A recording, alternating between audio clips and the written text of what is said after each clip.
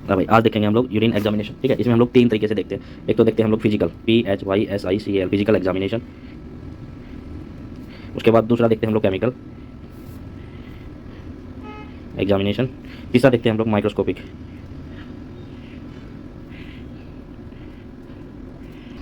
Physical examination में हम लोग देखेंगे कि भाई कलर, अपीयरेंस। उसके बाद ऐसे देखेंगे क्वांटिटी। फिर केमिकल एग्जामिनेशन में, चलो फिजिकल में देखते हैं कलर कैसा है। येलो है, येलोइश है, ब्राउनिश है, रेडिश है, या फिर स्ट्रा है यानी कि धुंधला। स्ट्रा होता है धुंधला, रेडिश होता है लाल कलर का, ब्राउनिश होता है ब्राउन यानी भूरे कलर का पेशाब आ रहा है किसी का, या येलोइश यानी कि जिसका पेशाब पीला आ रहा है, या फिर पेल येलो। पेल येलो का मतलब होता है हल्का सा पीला कलर, जो कि ठीक होता है, सबका आना चाहिए। कलर के हिसाब से ये पता चलता है बॉडी किस हिसाब से एक्टिव है। मान लो येलो पेल येलो है तो यानी कि नॉर्मल यूरिन आ रहा है लगभग, ठीक है। येलोइश है यानी बॉडी डिहाइड्रेट है, यानी पीलापन ज़्यादा आ रहा है तो पानी की कमी है शरीर में। ब्राउनिश का मतलब कोई किडनी डिसीज हो सकती है, ठीक है। ये रेडिश का मतलब खून, पेशाब के अंदर खून आने की संभावना ज़्यादा रहती है, जिससे किडनी इफेक्ट होता है। उसके बाद स्ट्रा का मतलब जैसे कि किसी का धुंधला आ रहा है तो उसमें पस सेल्स या सफ़ेद पानी की समस्या हो सकती है। अब आते हैं केमिकल एग्जामिनेशन। केमिकल एग्जामिनेशन में हम लोग देखते हैं पीएच, यूरिन का पीएच कितना है, ठीक है। शुगर, ग्लूकोज यानी कि यूरिन शुगर देखते हैं। उसके बाद हम लोग प्रोटीन देखते हैं, प्रोटीन जिसको एल्बुमिन भी बोलते हैं, ठीक है। उसके बाद हम लोग नाइट्रेट देखते हैं, नाइट्रेट, बिलिरुबिनोजेन, ठीक है। उसके बाद हम लोग देखते हैं स्पेसिफिक ग्रेजुविटी। उसके बाद हम लोग देखते हैं, चलो इतना बहुत है ये तो। फिलहाल हम लोग बात करते हैं रूटीन और माइक्रोस्कोपिक एग्जामिनेशन। हम लोग फिलहाल नॉर्मल बेसिक टेस्ट करते हैं, जिसमें ग्लूकोज अगर आता है तो सबसे पहला स्टेज होता है ट्रेस यानी कि हल्का फुल्का सा, फिर होता है 1+, फिर होता है 2+, फिर होता है 3+ ग्लूकोज यानी कि, फिर चौथा होता है 4+ ग्लूकोज यानी कि 4+ शुगर आ रही है, 2+ आ रही है, 1+ आ रही है, ट्रेस आ रही है नाम मात्र सी। सेम प्रोटीन या एल्बुमिन में भी होता है ट्रेस 1+, 2+, 3+ और 4+, ठीक है। उसके बाद आते हैं हम लोग माइक्रोस्कोपिक एग्जामिनेशन में। जब उसको हम लोग 1.5 ml सेंट्रीफ्यूज करते हैं 3 मिनट के लिए सेंट्रीफ्यूज में। उसके बाद क्या होता है, जैसे कि 1.5 ml हम लोगों ने ले लिया यूरिन, उसके बाद हम लोग सेंट्रीफ्यूज करते हैं तो नीचे उसकी परत जम जाती है, उसमें जो डस्ट रहता है उसको बोलते हैं सेडिमेंट हो जाता है यूरिन, ठीक है। बाकी यूरिन को डिस्कार्ड कर देंगे। जो नीचे वेस्ट मटेरियल बचता है उसको हम लोग एक स्लाइड पे लेते हैं, एक बूंद, उसके ऊपर हम लोग ग्लास कवर स्लिप डालते हैं, फिर ये फैल जाता है, इसकी पतली परत बन जाती है। फिर हम लोग इसको अंडर माइक्रोस्कोपी एग्जामिनेशन करते हैं। भाई इसमें हम लोग माइक्रोस्कोपिक में देखते हैं पस सेल कितनी है इसमें, RBC यानी रेड सेल।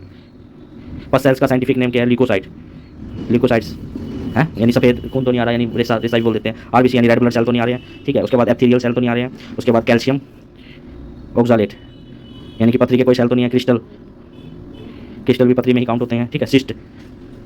उसके बाद बेसिक लैब में हम लोग बस एप्थेलियल, RBC और कैल्शियम ऑक्सालेट देखते हैं, इतना ही बहुत है बेसिक में। पस सेल्स कैसी दिखाई देती हैं माइक्रोस्कोप का, जैसे मान लो ये एक फील्ड है, इसके अंदर मान लो एक छोटा सा इतना सा बड़ा आकार होगा पस सेल का, इसके अंदर डॉट निशान होंगे, ये तो होता है पस सेल। अब मान लो ये तो हो गया पस सेल। RBC कैसी दिखाई देती है, मान लो ये एक फील्ड है, उसके अंदर RBC छोटा सा गोल होगा, उसके अंदर कुछ भी नहीं होता, चमकता है ये। पस सेल से छोटे आकार की RBC होती है, वो चमकेगा, बिल्कुल गोल होता है और चमकता है। उसके बाद कैल्शियम ऑक्सालेट कैसे होता है, कैल्शियम ऑक्सालेट जैसे मान लो ये फील्ड है, इसके अंदर कैल्शियम ऑक्सालेट के साथ RBC आने के चांस ज़्यादा होते हैं, क्योंकि वो कैल्शियम ऑक्सालेट जब पथरी बाहर निकलती है तो इंटरनल स्किन को डैमेज करती है, वहाँ से RBC रिलीज होता है। जैसे कुछ एक RBC भी दिखाई दे सकते हैं इसके साथ, और कैल्शियम ऑक्सालेट एक गोले के अंदर ऐसे तारा सा चमकता दिखाई देगा। ये जो है, ये तारा जो है पथरी सेल्स को इंडिकेट करते हैं, हमें पथरी निकल रही है, अंदर कहीं पथरी है, ठीक है। उसके बाद एप्थेलियल सेल की बात करें तो एप्थेलियल सेल फील्ड में एक फील्ड लिया है ऐसा, उसके अंदर पत्ते से आकार का दिखाई देगा, उसके अंदर न्यूक्लियस यानी कि केंद्र बना होगा, ये एप्थेलियल सेल होते हैं। ये कैसे भी दिखाई दे सकते हैं, इसके अंदर एक केंद्र होता है, इसको एप्थेलियल सेल बोलते हैं। ये ज़्यादातर फीमेल में ही आता है, कुछ बच्चों में भी आ जाता है, कुछ मेल में भी आ जाता है, यानी कि आदमी में, लेकिन ज़्यादातर ये फीमेल में देखने को मिलता है, ठीक है। क्रिस्टल, जो कि मान लो इसमें मेन तरह की पथरी होती है, जैसे ये आगे ये भी क्रिस्टल में लिख सकते हैं आप। और ट्रिपल फास्फेटेज सिस्ट सेल की जरूरत होती नहीं है, सिस्ट सेल वैसे ये होता है सिस्ट सेल, ऐसे इसको छोड़ दो, सिस्ट की अभी जरूरत ही नहीं है, मेन बेसिक में ये सभी चीज़ें होती है। अब हम लोग देखते हैं भाई पस सेल्स किसी को ज़्यादा आती है तो उसके अंदर क्या क्या पेशेंट को कॉम्प्लिकेशंस होगी बॉडी के अंदर। पेशाब पस में ज़्यादा आने की वजह से पेशाब में जलन हो सकती है, ठीक है। पेट में दर्द हो सकता है, पेशाब बार बार भी आ सकता है, कुछ भी हो सकता है किसी को नहीं भी कुछ पता चले। इसको हम लोग ज़्यादातर UTI में काउंट करते हैं, यूरिनरी ट्रैक्ट इन्फेक्शन में। अगर मान लो किसी पेशेंट को RBC ज़्यादा आ रहे हैं, RBC यानी रेड ब्लड सेल, लाल रक्त कणिका आ रही है, जो ज़्यादातर पथरी में या मेंसेस में आ जाते हैं, उसके अंदर पेट के निचले